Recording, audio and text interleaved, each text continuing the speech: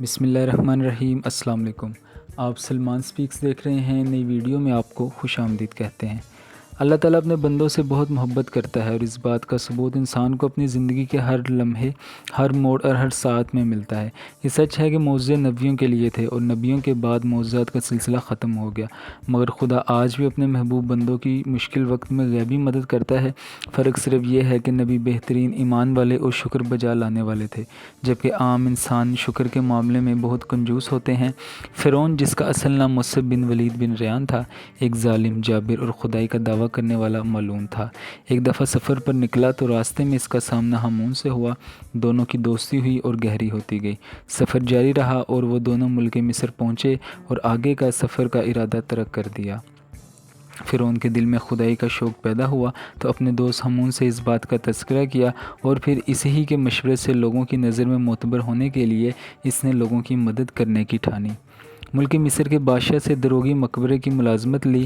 کرشمِ قدرت کے اسی سال وبائی مرض پھیلنے کی وجہ سے ہزاروں لوگ اپنی جانوں سے گئے۔ ظالم فرعون نے ہر لاش کے بدلے 1 دینار سونے کا لینا شروع کر دیا، اور اسی طرح اس نے بہت پیسہ جمع کیا۔ بادشاہ مصر نے اس پیسے کے عوض اسے پورے شہر کی داروغی دے ڈالی۔ چند عرصے کے بعد وزیر مصر وفات پا گیا۔ بادشاہ فرعون کے کام سے بہت خوش تھا، اس لیے اس نے مصر کی وزارت فرعون کے حوالے کر دی۔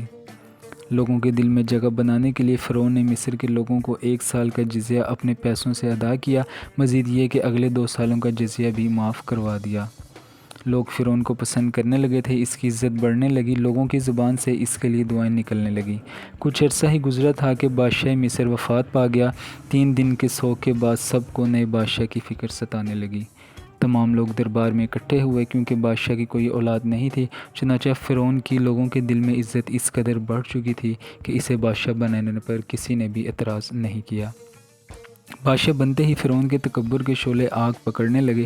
خدائی کی ہوس اور لوگوں کے سروں کو اپنے قدموں میں جھکا دینے کی خواہش اتنی بڑھی کہ مذہب یوسف و یعقوب کو لوگوں کے قلوب سے نکالنے کے لیے فرعون نے ملک مصر میں درس و تدریس کے عمل کو نہ صرف رکوا دیا، بلکہ اس کو جاری رکھنے والے کو واجب القتل قرار دیا۔ جان بچانے کے لیے لوگوں نے درس کیا چھوڑا، ان کے ہاتھ سے خدائے بزرگ و برتر کی رسی بھی چھوٹ گئی۔ لوگ اپنے مذہب سے بیگانے ہو گئے۔ کسی کو خدا برحق یاد نہ رہا، حق کی جگہ باطل لینے لگا۔ مذہب یوسف و یعقوب کے ماننے والے کم ہونے لگے۔ فرعون نے بتوں کی پوجا کو عام قرار دے دیا۔ بنی اسرائیل کی قوم اپنے مذہب پر قائم رہی، مگر قبطی نے بتوں کو پوجنا شروع کر دیا۔ قبطی ایک قوم تھی اور ایک قبیلے کا بھی نام تھا۔ 40 سال کے عرصے کے بعد فرعون نے تمام بت تڑوا ڈالے اور خود کو خدا بنا لیا۔ بنی اسرائیل نے فرعون کو خدا ماننے سے انکار کیا تو انہیں طرح طرح کی اذیتیں دی گئیں۔ جن کاموں کو برا گردانا جاتا تھا وہ سبھی کام بنی اسرائیل کے لوگوں سے کروائے گئے، جبکہ دوسری جانب قوم قبطی کو اعلیٰ مراعات سے نوازا گیا۔ اللہ تعالیٰ نے بنی اسرائیل کو یہ خوشخبری سنا دی کہ انہی میں سے ایک ایسا شخص پیدا کیا جائے گا جو فرعون کے مظالم کے خلاف کھڑا ہوگا اور ملک مصر کو ظلم فرعون سے نجات دلائے گا۔ ادھر فرعون نے خواب دیکھا کہ 2 درخت عالم بالا میں گئے اور پھر سارا عالم ان کے زیر سایہ ہو گیا۔ صبح ملک مصر پر بیدار ہوئی تو فرعون نے سبھی حکیموں، دانشوروں اور جادوگروں کو بلایا اور ان سے اپنے خواب کی تعبیر پوچھی۔ آخر سبھی لوگوں نے متفقہ طور پر فرعون کو اس کے دیکھے گئے خواب کی تعبیر یہ بتائی کہ قوم بنی اسرائیل سے ایک ایسا شخص پیدا ہوگا جو تمہاری حکومت کا خاتمہ کر دے گا، جو تمہاری مملکت میں ایک خدا کا پیغام لائے گا، یہاں تک کہ کل ملک و میراث و نعمت اسی کے ہاتھ میں ہوگی۔ فرعون نے خواب کی تعبیر سنی تو اسے اپنا تخت و تاج ہاتھ سے نکلتا دکھائی دیا۔ جھوٹے معبود کے پیر اکھڑنے لگے تھے۔ خدائی کا دعوے دار خود کا مذاق بننے سے خوف کھاتا تھا۔ ظلم کی چکی نے پھر سے چلنا شروع کیا۔ حکم فرعون لوگوں پر قہر بن کر گرا۔ کتاب وقت کے اوراق پر ظلم کی ایسی داستان لکھی گئی کہ جسے پڑھ کر پتھر بھی پگھل کر بہہ جائیں۔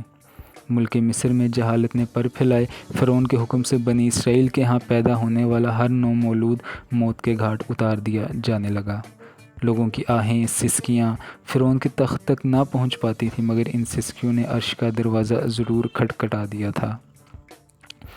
چنانچہ حضرت ابو ہریرہ رضی اللہ تعالیٰ عنہ سے روایت ہے کہ نبی پاک صلی اللہ علیہ وآلہ وسلم نے ارشاد فرمایا، مظلوم کی بد دعا جو ظالم کے حق میں ہو بادلوں کے اوپر اٹھا لی جاتی ہے، آسمانوں کے دروازے اس کے لیے کھول دیے جاتے ہیں، اور اللہ تعالیٰ فرماتا ہے میں تیری امداد ضرور کروں گا اگرچہ کچھ تاخیر ہو۔